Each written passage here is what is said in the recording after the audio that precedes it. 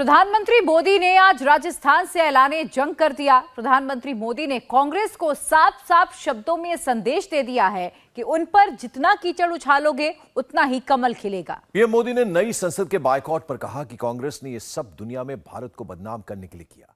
कांग्रेस को यह बात खटक रही है कि गरीब का बेटा देश को इतना आगे बढ़ा रहा है। प्रधानमंत्री मोदी के आज के भाषण का विश्लेषण करेंगे तो तेवर और कलेवर दोनों से यह साफ था कि 2024 का चुनाव बाइपोलर यानी कि मोदी वर्सेस कांग्रेस ही होगा और जिसका अगला टेस्ट राजस्थान में होने वाला है।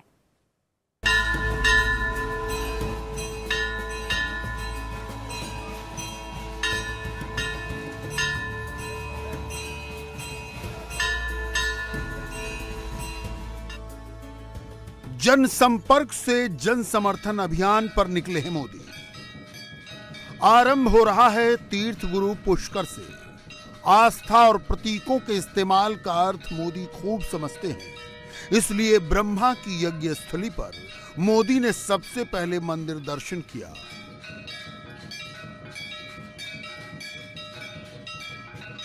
मंदिर में पूजन किया। भगवान ब्रह्मा की आरती की।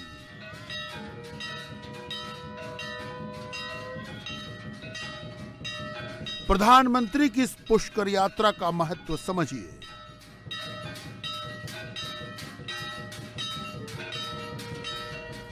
यह केंद्र में 9 साल पूरा होने पर पहला समारोह है।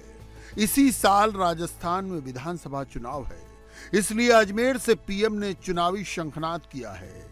आज ही निर्जला एकादशी और गायत्री जयंती है। तीर्थ गुरु पुष्कर में ब्रह्मा मंदिर की पूजा का प्रतीकात्मक महत्व है। संसदीय परंपरा में चोल वंश के प्राचीन सेंगोल को पुनः स्थापित करने वाले प्रधानमंत्री से पुष्कर यात्रा में ये परिक्रमा अपेक्षित थी। ब्रह्मा वो देवता हैं जिन्हें सृष्टि के आगम निगम का उत्तरदायी माना जाता है। मोदी ने सिर्फ तीर्थ गुरु पुष्कर की यात्रा नहीं की है, एक देशव्यापी संदेश भी दिया है। 2024 का चुनावी शंखनाद भी किया है और साल के अंत में होने वाले राजस्थान चुनाव का आगाज भी। अजमेर से 45 विधानसभा सीटों पर असर होता है। लोकसभा की 8 सीटें प्रभावित होती हैं।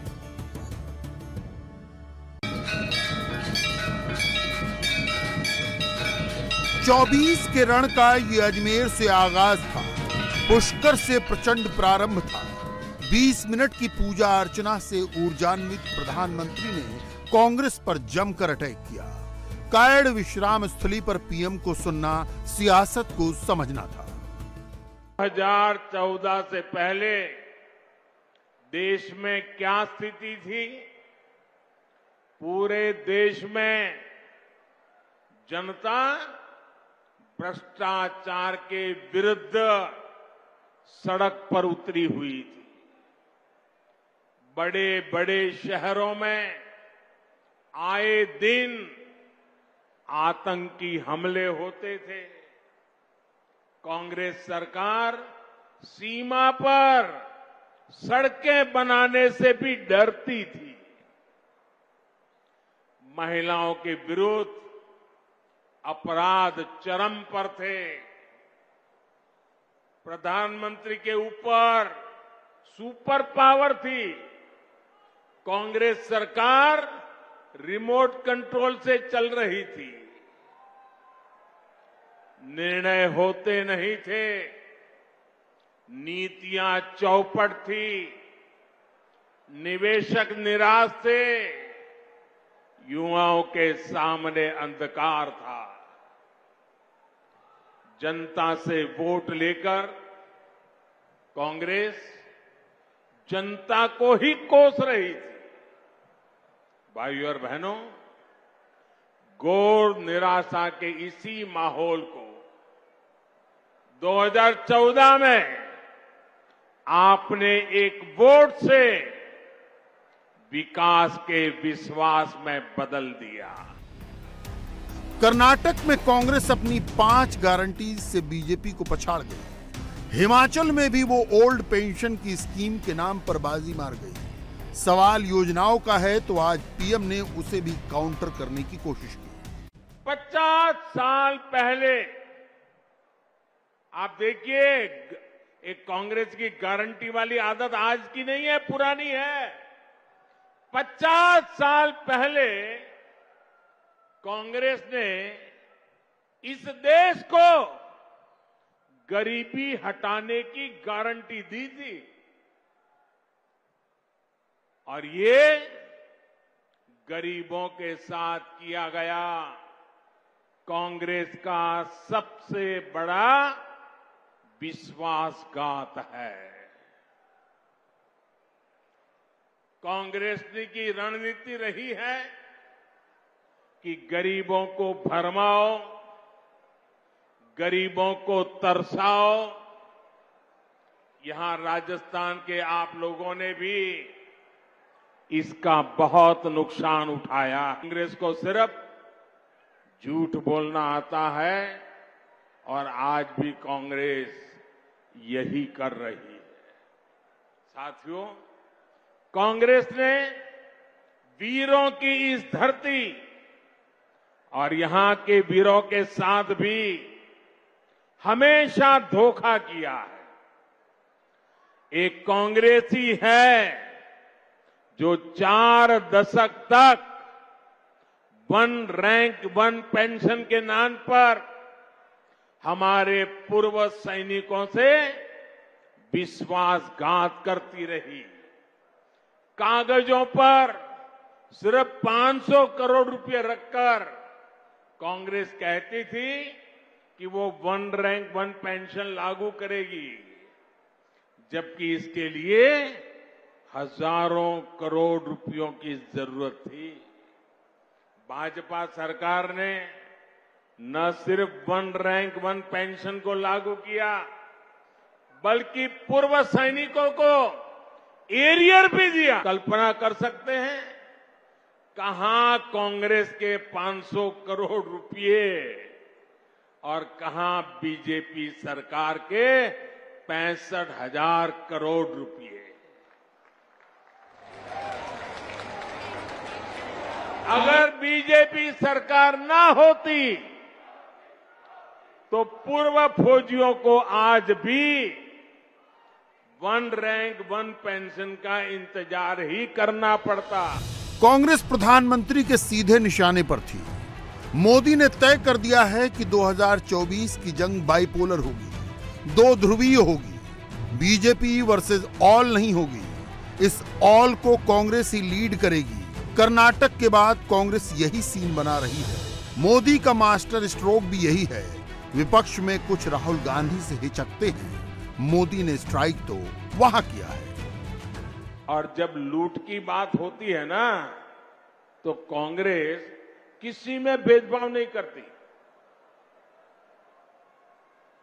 कांग्रेस देश के हर नागरिक को, गरीब हो, दलित हो, पीड़ित हो, शोषित हो, वंचित हो, आदिवासी हो, अल्पसंख्यक हो, दिव्यांग हो, महिला हो, युवा हो, सबको समान भाव से लूटती है। यकीनन राजस्थान में कांग्रेस से मुकाबला है, लेकिन मोदी जानते हैं अगर इस मुकाबले को केंद्र के लेवल पर लाना है, विपक्षी एकता को पलीता लगाना है, तो कांग्रेस को ही अपना असली दुश्मन बताना है। आजकल बहुत से लोग पूछते हैं कि देश में जो विकास के बड़े बड़े काम हो रहे हैं, उसके लिए ये मोदी इतने पैसे लाता कहां से है।